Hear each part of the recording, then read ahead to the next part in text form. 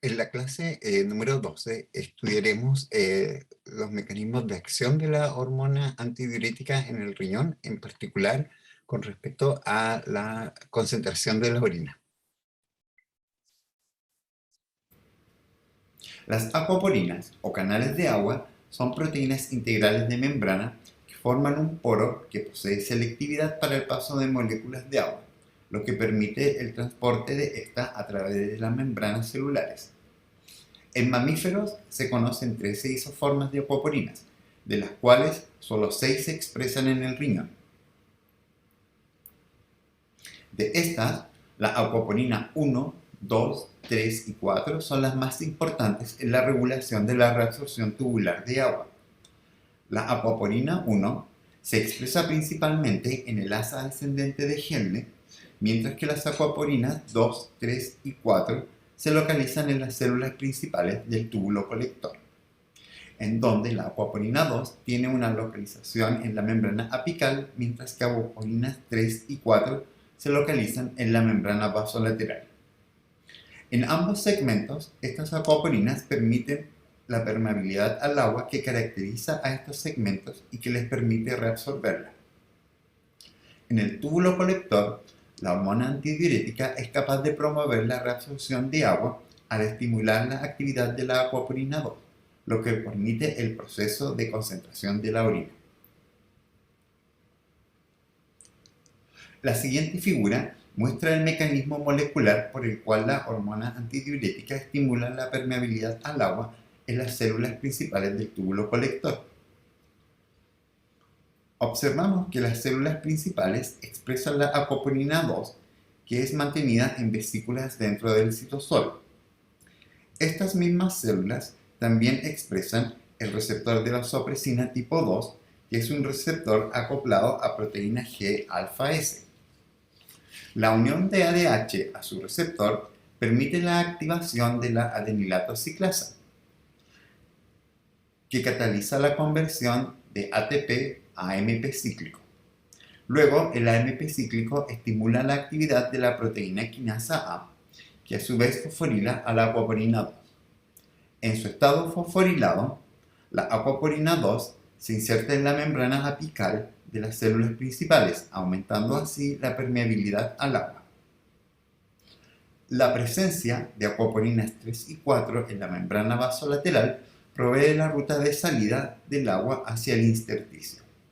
Finalmente, en ausencia de hormona antidiurética, la acuaporina 2 se desfosforila y vuelve a internalizarse hacia el citosol. En esta figura observamos un experimento de microscopía con inmunofluorescencia de células principales del túbulo colector, en las cuales se tiñeron las acuaporina 2 con un anticuerpo de color azul. En el panel 1 se observa que en ausencia de hormona antidiurética, la acuaporina 2 se localiza en el citosol en forma difusa.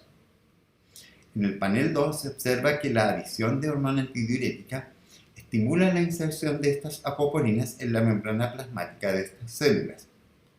Sin embargo, este efecto es inhibido en presencia de un antagonista del receptor de vasopresina tipo 2, lo cual demuestra el papel de la hormona antidiurética y su receptor tipo 2 en la regulación de la permeabilidad al agua del túbulo colector.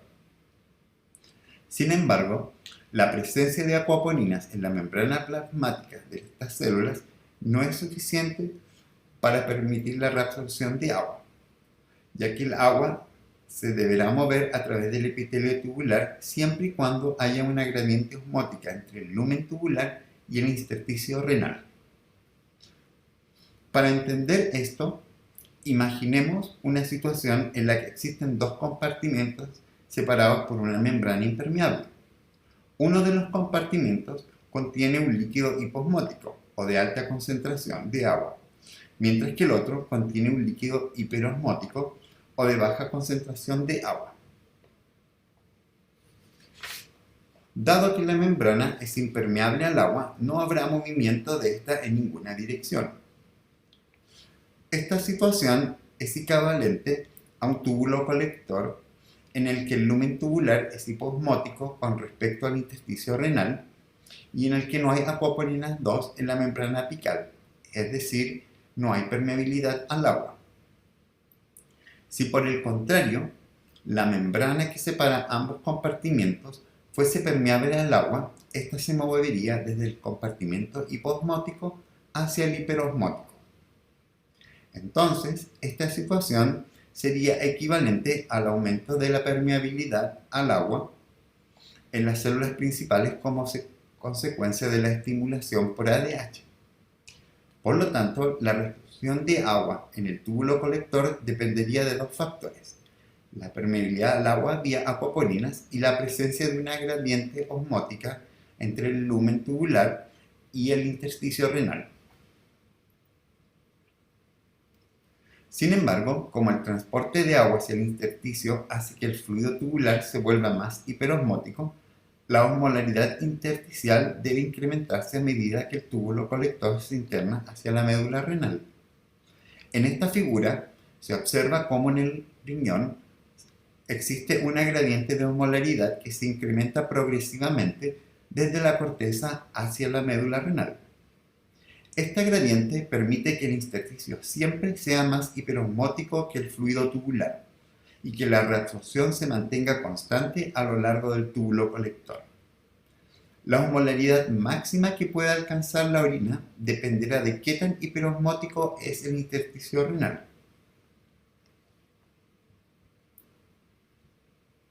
A esta propiedad de la médula renal se le conoce como la gradiente osmótica córtico-medular. La formación y mantención de esta gradiente de osmolaridad dependen de la acumulación de sales, tales como urea y cloruro de sodio en el intersticio renal.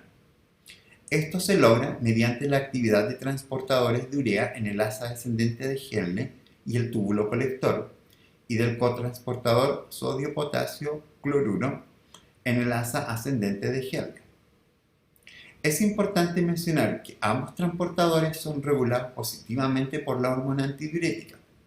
Por lo tanto, esta hormona no solo regula la reabsorción renal de agua mediante su efecto sobre las acuaporinas, sino que además estimula la formación y mantención de la gradiente osmótica córtico-medular y puede promover una gradiente mucho más intensa en condiciones de un balance negativo de agua. Una vez que el agua es transportada hacia el intersticio, debe volver a los vasos sanguíneos, desde donde provino. Este proceso ocurre en una red de capilares que irriga la médula renal y que son conocidos como la vasa recta. La vasa recta participa en la remoción del fluido reabsorbido y además provee a los túbulos renales medulares con el oxígeno y nutrientes necesarios para sobrevivir. Además, la vasa recta juega un rol importante en la mantención de esta gradiente osmótica córtico-medular, ya que con un flujo sanguíneo elevado se produciría un efecto de lavado de la gradiente, mientras que un flujo demasiado lento produciría hipoxia e inhibiría el transporte activo del cual depende la reabsorción de cloruro de sodio vía el cotransportador sodio-potasio-cloruro. De la misma forma que el flujo de agua desde el lumen tubular hacia el intersticio depende de una gradiente de osmolaridad entre ambos compartimentos, el flujo de agua desde el intersticio hacia el lumen de la vasa recta depende de una diferencia de presión coloide-osmótica, que favorece el flujo de agua hacia el interior de los vasos sanguíneos.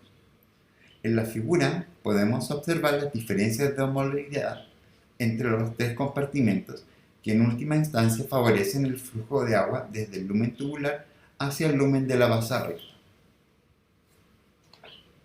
Con los conocimientos adquiridos, podemos ser capaces de predecir el comportamiento de los mecanismos que regulan la reabsorción renal de agua en distintas circunstancias. Por ejemplo, en una condición de acceso restringido al agua, esperaríamos ver un aumento en la concentración plasmática de ADH. Esta estimularía la permeabilidad al agua en el túbulo colector y aumentaría la gradiente osmótica córtico-medular, permitiendo la reabsorción de un mayor volumen de agua, lo cual generaría una orina de mayor osmolaridad y de menor volumen, que podría llegar a ser tan solo un 0,1% del total del agua filtrada.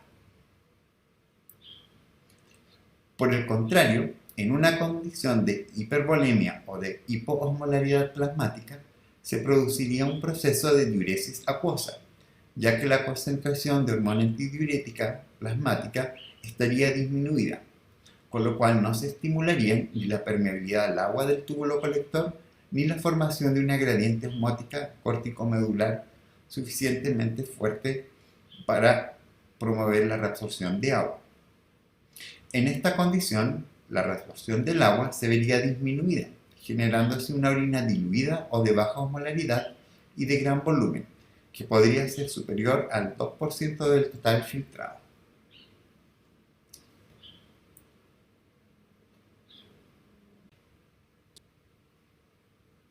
En este gráfico se resume el efecto de la concentración plasmática de ADH expresada como el porcentaje de su concentración plasmática máxima sobre la osmolaridad de la orina y el flujo urinario. Podemos observar que a mayor concentración plasmática de hormona antidiurética se genera una orina de alta osmolaridad y de bajo volumen, mientras que a concentraciones bajas de hormona antidiurética se formará una orina de baja osmolaridad o diluida y de alto volumen. En resumen, del mecanismo de concentración de la orina, tenemos que la excreción y reabsorción de solutos es regulada en forma independiente de la excreción de agua. El asa de Helle realiza mayoritariamente la separación de agua y solutos. La reabsorción de agua depende del aumento de la permeabilidad a esta en los túbulos renales vía la inserción de acuaponinas en la membrana plasmática. Este proceso se encuentra regulado principalmente por la hormona antidiurética en el túbulo colector. El movimiento de agua a través del epitelio renal depende de una gradiente osmótica entre el lumen y el intersticio renal. La formación de esta gradiente osmótica córtico-medular depende principalmente de la actividad del asa de Helle, ya sea su porción descendente como la ascendente. La producción de orina concentrada o antidiuresis o diluida, denominada diuresis acuosa, requiere de un asa de Helle funcional. La recaptación del fluido reabsorbido hacia los vasos sanguíneos depende de una gradiente coloide osmótica entre el intersticio y la vasa recta.